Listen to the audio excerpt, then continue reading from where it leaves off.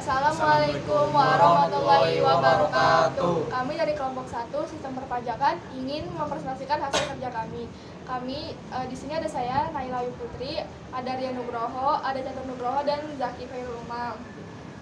Nah, yang soal pertama itu faktor penyebab diterapkan kebijakan fiskal dan moneter dalam sistem perpajakan. Di sini saya akan menjelaskan kebijakan fiskal. Kebijakan fiskal, aturan atau strategi yang dilakukan pemerintah untuk menjaga pemasukan dan pengeluaran negara agar tetap stabil sehingga negara bisa bertumbuh. Kebijakan moneter adalah keputusan yang diambil oleh pemerintah dalam rangka menunjang aktivitas ekonomi melalui berbagai hal yang berkaitan dengan penetapan jumlah peredaran uang di masyarakat.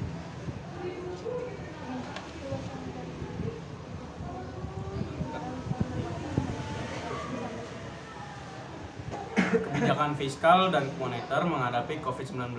Di bidang fiskal, pemerintah melakukan kebijakan refocusing kegiatan dan realokasi anggaran. Rencana alokasi kegiatan dan alokasi transfer ke daerah dan dana desa yang ditetapkan dalam PMK nomor 35 PMK 07 2020. Pemerintah mempercepat refocusing kegiatan realokasi anggaran dan pengadaan barang jasa penanganan COVID-19.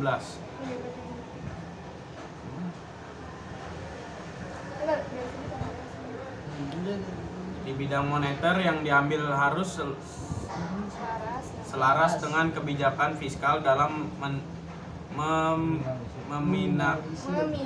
meminimalisir dampak COVID-19 terhadap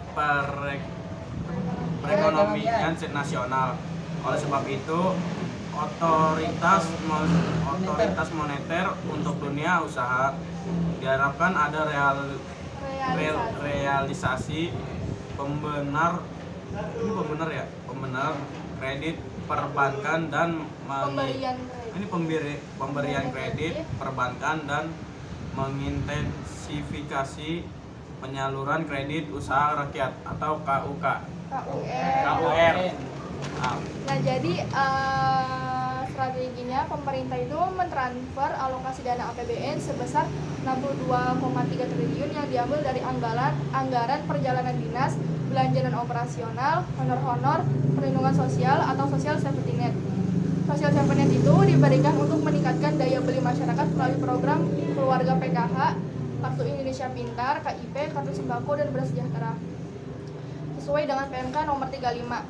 Terus Kemenku menerbitkan PMK 23/2020 yang sekarang sudah diubah menjadi PMK nomor 44 tahun 2020 yang memberikan stimulus pajak untuk karyawan yang dunia usaha, yaitu pajak penghasilan karyawan ditanggung sama pemerintah, pembebasan pajak penghasilan impor, pengurangan PPh pasal 25 sebesar 30%.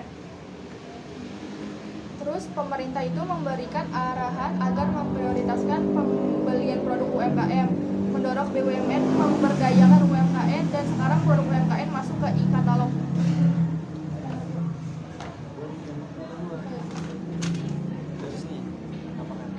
Apakah kebijakan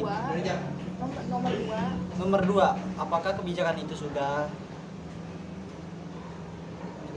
terrealisasi? Sudah sesuai diterapkan. Mengapa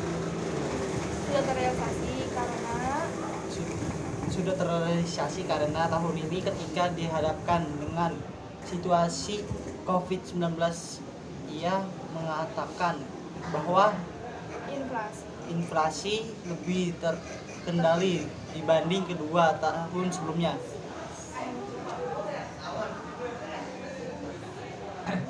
Lalu kebijakan apa yang paling tepat sehingga pemulihan perekonomian di Indonesia cepat pulih?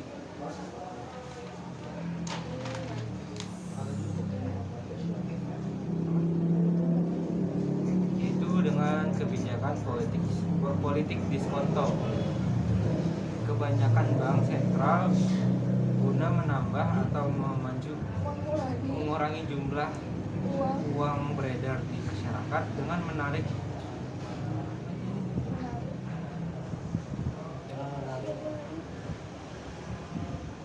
Turunkan suku menaik turunkan suku bunga bank umum. Sekian dari kelompok kami, kurang lebihnya mohon maaf. Wassalamualaikum warahmatullahi wabarakatuh.